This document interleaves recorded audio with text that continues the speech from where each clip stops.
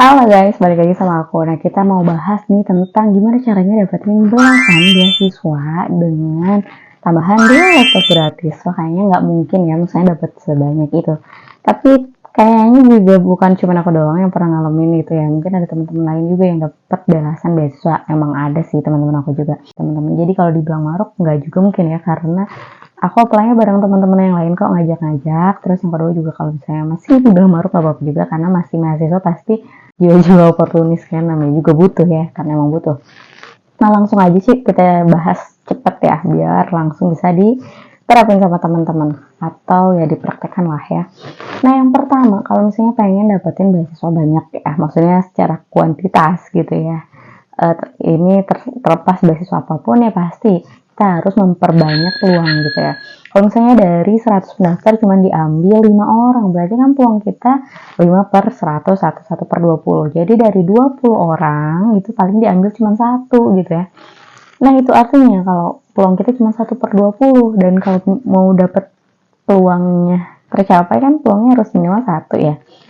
Buat mastiin kalau kamu dapat, berarti kan 1 per 20 harus dikali 20 kan, biar dapat minimal 1. Jadi minimal apply 20 beasiswa. Nah, kalau pusing nih sama hitung-hitungan, nggak usah dihitung-hitung teman-teman, langsung aja apply semua beasiswa yang ada di hadapan kalian. Kenapa? Karena ya itu memperbanyak peluang kalian. Ditambah lagi ya teman-teman, aku pernah dapat beasiswa dari jalur yang enggak aku apply, tiba-tiba ditelepon, kamu dapat beasiswa ya, besok langsung datang ke upacara penyerahan.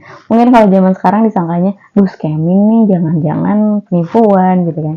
Tapi enggak teman-teman, ternyata ini berhubungan dengan tips yang kedua ya. Nah, tadi yang pertama, apply sebanyak-banyaknya, perbesar peluang kalian. Dan kalau misalnya kamu udah ngerasa, aduh kok ini banyak banget sih beasiswanya, mana yang di-apply duluan, ya pasti coba terapkan prioritization ya. Nah, coba diprioritaskan mana yang paling worth it gitu ya, mulai dari benefitnya, mana yang paling tinggi atau paling cocok lah sama kalian. Bisa jadi kan kalian nggak butuh beasiswa transport gitu karena kalian jalan doang gitu ya, atau kalian nggak butuh beasiswa asrama karena butuh tinggal. Nanti kalian coba mix and match gitu. Kalian cuma butuhnya uang makan sama uang saku, ya udah gitu. Utamakan dulu yang cocok sama kalian, abis itu lihat lagi syarat-syaratnya mana yang paling ribet. Ya udahlah, kalau yang paling ribet dan peluangnya kecil, let it go aja gitu. Oke, itu yang tadi tips yang pertama. Yang kedua tadi udah aku singgung. Nah, teman-teman pernah nggak kalau kalian ya mungkin ya yang apply-nya online, mungkin jarang ya ketemu sama staf kemahasiswaan, atau cuman ketemunya online by email atau WA. Nah, coba kalian main deh ke staf kemahasiswaan. Aku juga sebenarnya nggak pernah niat buat main ke staf kemahasiswaan, cuman aku merasa berhutang budi aja gitu ya ketika aku tanda tangan penerimaan beasiswa A atau B gitu ya, karena ketemu lagi dengan bapak atau ibu itu. Nah, jadi agak ngobrol-ngobrol dikit, dan kadang juga ibu atau bapaknya juga ngajak nanya hal-hal kecil gitu ya, basa-basi, tapi jadi lebih erat gitu silaturahimnya. Nah, yang penting itu kalian memang harus setor muka. Kenapa? Karena dari situ kelihatan kalian tuh ada kemauan dan personal branding juga gitu ya. Jadi kalian jadi orang yang memang ya cocok buat dapat beasiswa gitu ya. Buat apa nawar-nawarin ke yang bisa dibilang prestasinya banyak tapi nggak butuh gitu. Kalau itu kan ada yang ada kemauan dan datang ke sana. Nah, dengan nampang gitu kan, di sana juga kalian bisa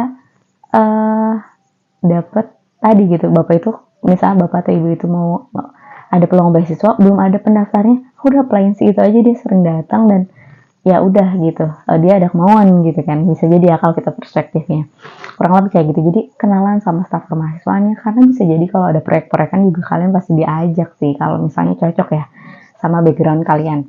Itu yang kedua. Nah, yang ketiga simple aja sih teman-teman, jangan sampai ya kalian udah apply atau udah mempraktekkan tips pertama dan kedua, tapi yang ketiganya gagal, yaitu di manajemen dokumen.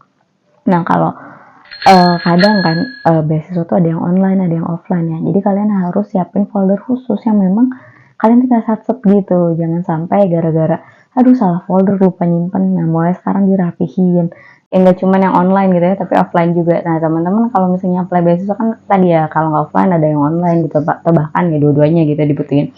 Nah, pasti mau nggak mau kita harus nge-organize folder yang fisik dan juga folder yang ada di laptop kita atau di komputer kita gitu ya. Ya pastiin lah ada di G Drive atau maksudnya online drive lainnya ya. Yang pasti tuh karena bisa jadi ya deadline-nya itu tinggal 1 jam, tapi karena kalian tuh terorganisir gitu dari folder fisik, kalian tinggal ngasihin doang ke kemahasiswaan, atau enggak dari folder dokumen tinggal upload doang, kalau lengkap kan cepet ya. Karena kadang ya, bukan sering kali ya, emang sering kali ya, 1 menit atau 2 menit itu berharga ya kan buat apply beasiswa. Nah itu simpelnya sih. Kalau kalian mau nanya-nanya boleh banget tanya di komen atau lewat IG juga, aku selalu mantengin kok buat jawab dan bantu kalian. Oke, thank you, segitu dulu aja ya kritik dan saran. Silahkan di komen, share, like, dan bagiin juga ya ke teman-teman, siapa tahu bermanfaat. Thank you.